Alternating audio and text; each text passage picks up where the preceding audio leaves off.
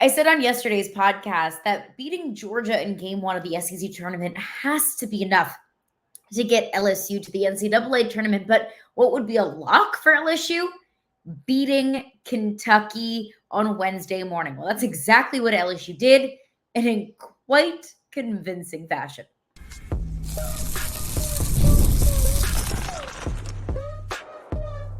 You are Locked On LSU, your daily podcast on the LSU Tigers. Part of the Locked On Podcast Network, your team every day.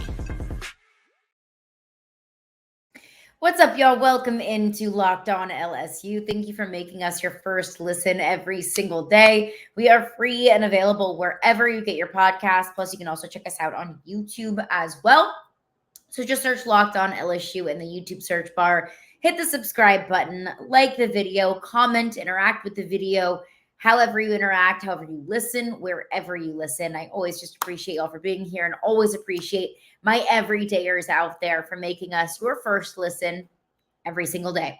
Let's get into it because yet another exciting and great day to be an LSU Tiger in Hoover, Alabama today as LSU run rules the number 3 overall seed, number 2 overall ranked team in the country, Kentucky Wildcats. Run rule them in 8 innings, 11-0. LSU surrendered just 1 hit to Kentucky in all 8 innings, shut them out 11-0. It was truly the best day that you could have asked for from LSU on the mound and at the plate. Now, it wasn't the best day defensively. Not so great little flub for Michael Braswell there defensively at shortstop position. But on the mound and at the plate, a near perfect game. The kind of game that you step away from and you say, no notes. What more could I ask of you on the mound and offensively? Let's get into it. Let's start with what won't be the highlight, what won't be talked about as the story of the game because it's not as sexy as the other story of the game, but it's what I think is probably the biggest thing to me, and that's the pitching. That was the performance that we saw from Luke Holman today. And of course, closed out by Gavin Guidry, but Luke Holman was fantastic today. 6 innings pitched, 0 hits, 2 walks, and 7 strikes on 4 days rest.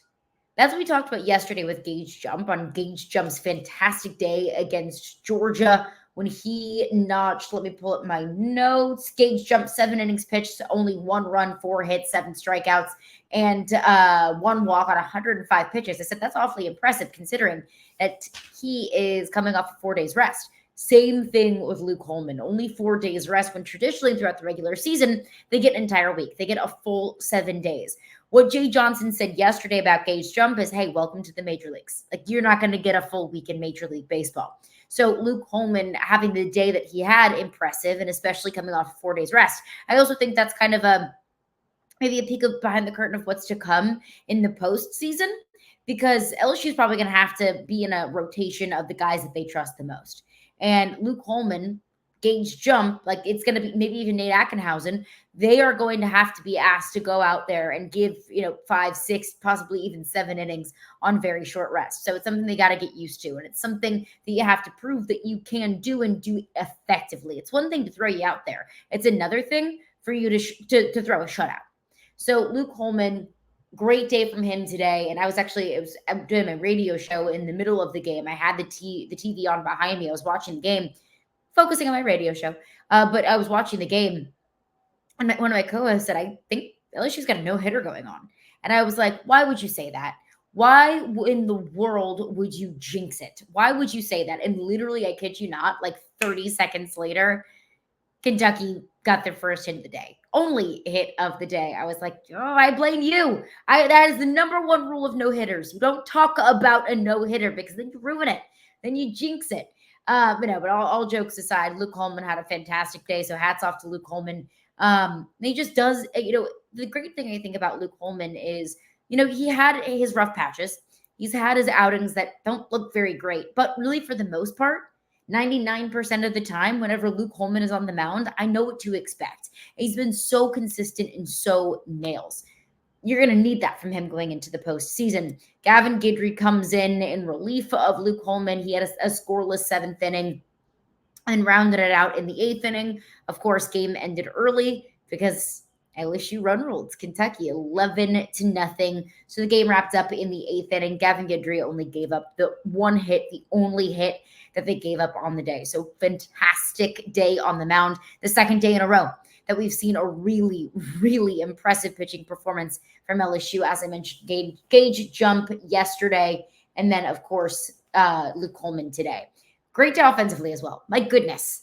Because through the first half to 75% of the game, I'm thinking, okay, this is going to be a Kentucky kind of game where it's small ball, it's fairly low scoring. At a certain point, I was like, okay, so this is going to be the kind of game where I'm kind of, gnawing on my fingernails a little bit because the game was so low scoring for so long. LSU was up, 2-0 for 6 innings, for the greater part of 6 innings. And I'm thinking all it takes is a couple of Kentucky hits here and there. All it takes is a couple of flubs on the mound, walking a couple guys and getting a couple of guys on base for Kentucky to blow this game wide open.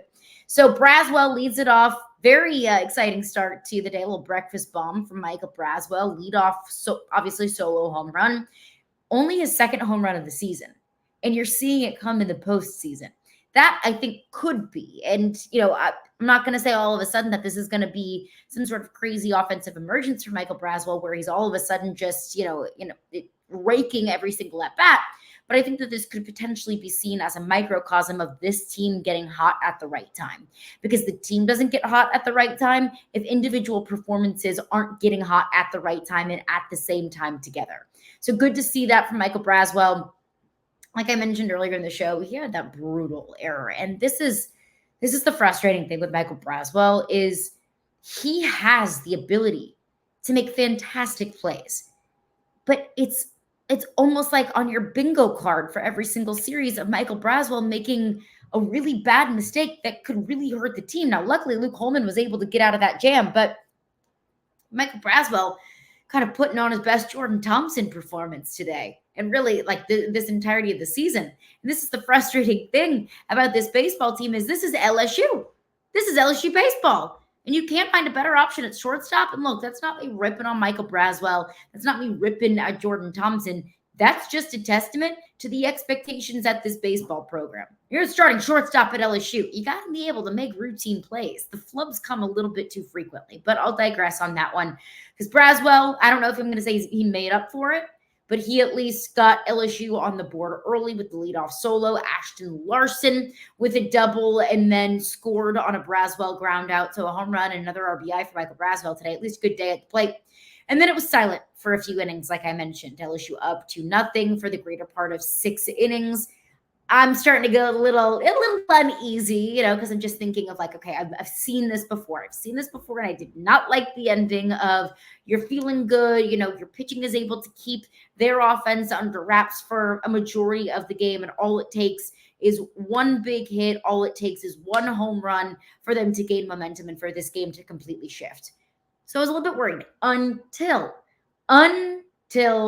Bear Jones got up to the plate and did his thing. Now, Bear Jones been a little bit in a little bit of a slump in recent games. I believe it's 2 hits in the last 20-something at-bats. So hasn't been great. Let's say just over the last few games for Bear Jones. 7th inning, bases loaded, 1 out, Jared Jones grand slam. And at that point, the game's over. It's the 7th inning. You're up 6-0. Of course, crazy things happen. We'll get into some crazy things that happen in Hoover all time and also yesterday and the greater part of Wednesday. But, that was huge from Jared Jones. And Jared Jones was talking about it at postgame with David DeLucci and Alyssa Lang on SEC Network. Jake Johnson was talking about it postgame about how he was just kind of so in his head. And Jay Johnson said, look, just visualize the great things that you've done offensively throughout the season. Just close your eyes, visualize that, get back to that place. Jared Jones said that was massive for him. Hayden Travinski gets up to bat 2 batters later, solo home run, you're up 7-0. So at this point, I'm like, yeah, this game is for sure over. Until the 8th inning and the offensive fireworks did not end because I mentioned how the story of the game isn't going to be pitching. although it should be. The story of the game is the Tommy White grand slam to completely close the door on any minute room that there was for Kentucky to make a comeback. Tommy takes completely closes the door on that with a grand slam of his own. LSU goes up 11-0. Game over. Tigers win, and they advance into the winner's bracket. Kentucky falls into the loser's bracket. I want to get into more of some of my takeaways from the game on Wednesday against Kentucky, and also the most important question. Now, what does this mean for LSU and their postseason hopes and getting into the NCAA tournament? Look for a keep, because I think this is a lock. We'll get into that coming up next after just a couple of words from our sponsors. Okay, I want to tell you about eBay Motors.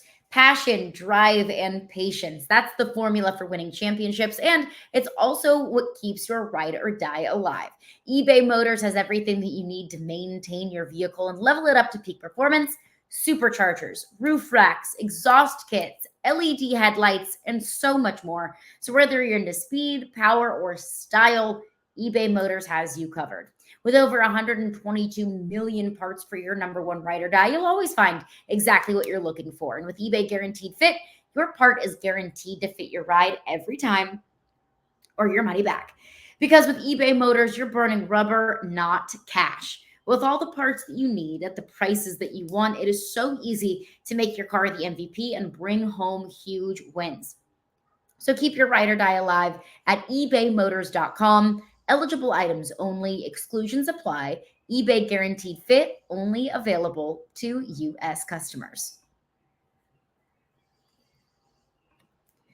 All right, rolling along here on Locked On LSU. Thank you for making us your first listen every single day.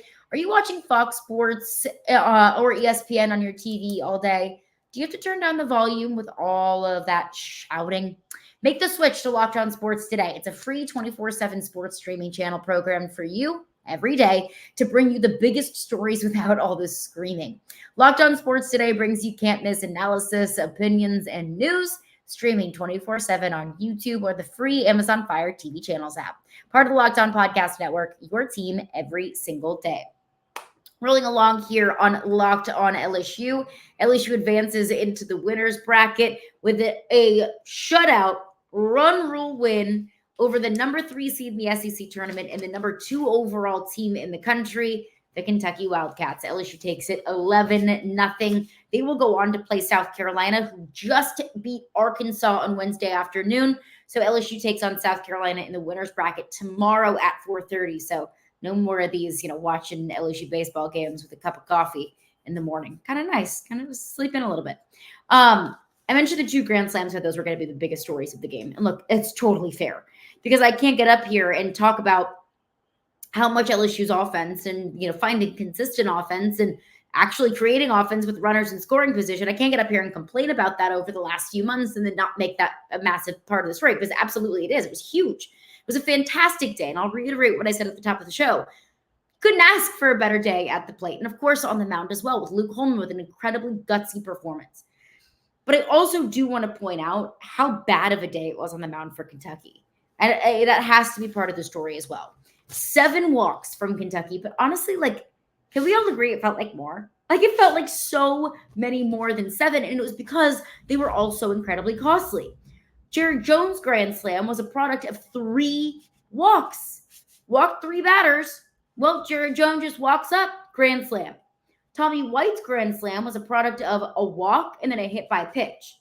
So that's what? 1, 2, 3, 4, 5 runs that Kentucky gave up on just walks and 1 hit by pitch alone. That's huge. Kentucky just served you that on a silver platter. No, you're going to take it. Absolutely. It doesn't get deducted from LSU's run total just because Kentucky gave it to them. Look, Kentucky handed it over. Kentucky gave LSU an inch and they took a mile, and that's a sign of a great team. That's a sign of a team that's playing well. Absolutely. But you're not always going to get those kind of gimmies from pitching performances.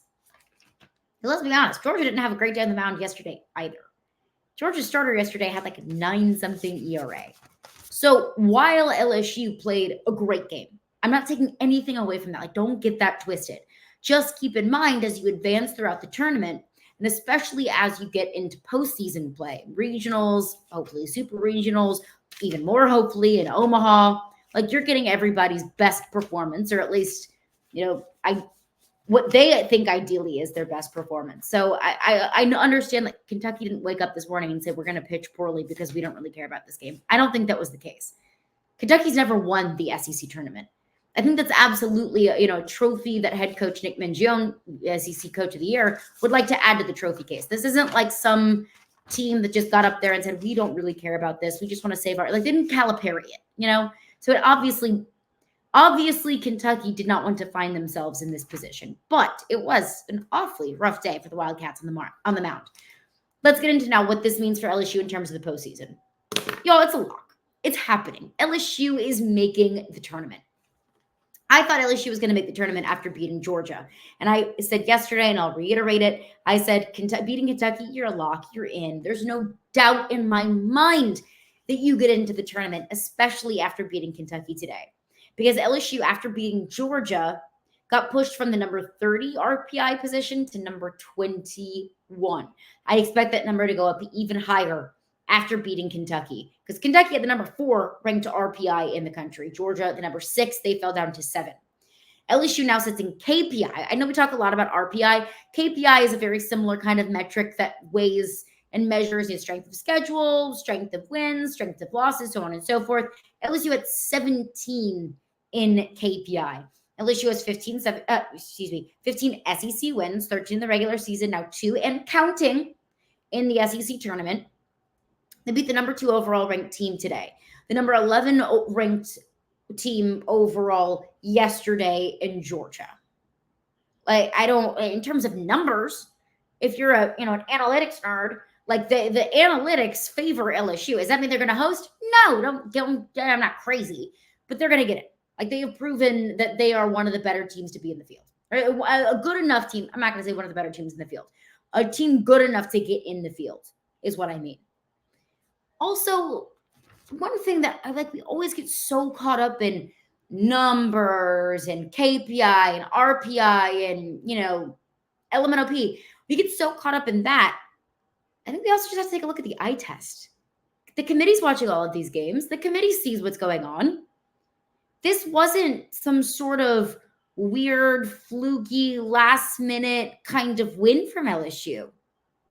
They dominated the number 2 team in the country. They whooped them.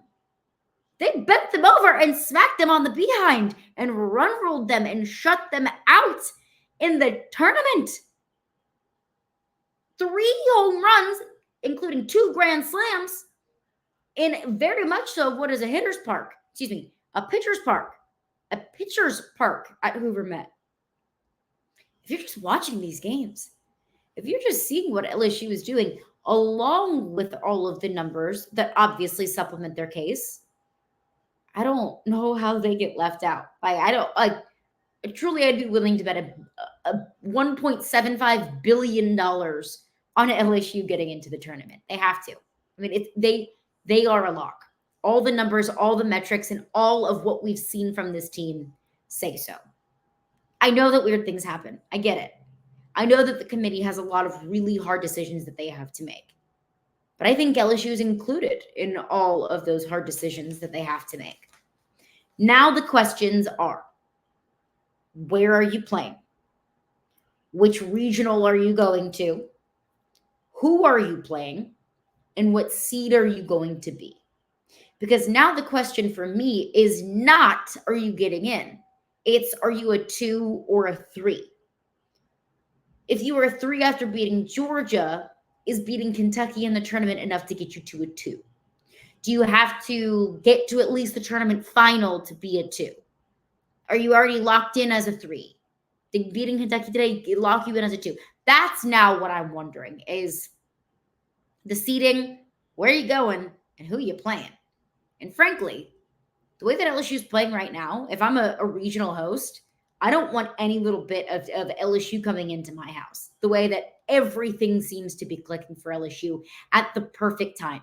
That's what the postseason really is about, honestly. Yes, you need to have great arms and great depth in the bullpen. Yes, you need to be able to score runs. Yeah, you got to avoid the fatal mistakes, obviously. But it also like a little bit of luck is involved in all of it. Like just a little bit of luck. Can you stay healthy? Can you stay healthy at the right time? Is everything coming together at the right time? I don't know how anyone can make an argument that it's not coming together at the most perfect time for LSU. All right, let's do a little bit of a Hoover recap coming up next. What you may have missed, what to keep an eye on, what comes next for LSU. We'll get into that coming up next after just a couple of words from our sponsors. All right, rolling along here, Locked On LSU. Thanks again for making us your first listen every single day. Let's do a little bit of a Hoover recap because y'all may have checked out. I don't blame you if you did. LSU fans listening to this, if you may have checked out after that LSU Georgia game, but obviously yesterday LSU takes down Georgia 9-1. That was single elimination. So Georgia back to Athens. South Carolina, the 10th seed in the tournament, took on the 7th seed in the tournament, Alabama. South Carolina and Alabama, 2-13 conference win teams right on the bubble, battling to enhance their resume a little bit. South Carolina took down Alabama 10-5. Alabama going back to Tuscaloosa. Vanderbilt, Florida. Again, 2-13 win teams, 2 teams on the bubble, 2 teams that needed wins in Hoover bad. Vanderbilt wins at 6-3. And the best game of the day, frankly, after the LSU games, it was a little bit of a snooze fest, in my opinion. The last game of the night did not disappoint. LSU, excuse me, I got Tigers in the brain. Ole Miss was up for the better part of 9 innings against Mississippi State.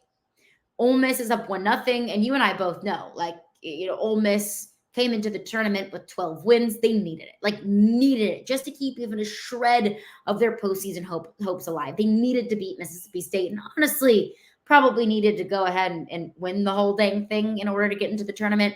So Ole Miss is up for basically the entire game. Mississippi State, bottom of the 9th, 1 guy on, 2 outs, walk-off home run.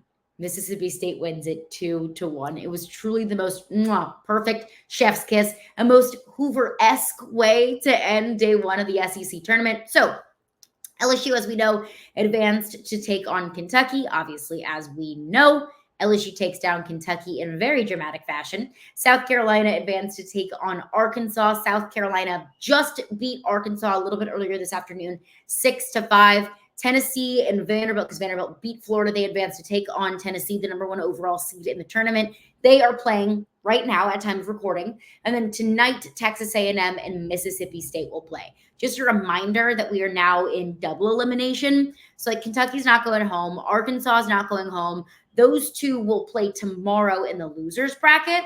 And the losers of Tennessee, Vanderbilt, and Texas A&M, Mississippi State, they will play as well tomorrow in the losers bracket. So a couple of things to keep an eye on, because now LSU, South Carolina, and Vanderbilt are really the only bubble teams still alive. What does that mean for the postseason? Well, I thought that Alabama really had the best case of all of the bubble teams to get into, if you had to just pick one, I thought that Alabama had the best case just because Alabama had the highest RPI. But now looking at it, Alabama had the highest RPI of all of the bubble teams. Alabama's still sitting at a top 20 RPI. So did Alabama really need a win in the tournament against, again, who did Alabama play? Why is it escaping me? I don't remember.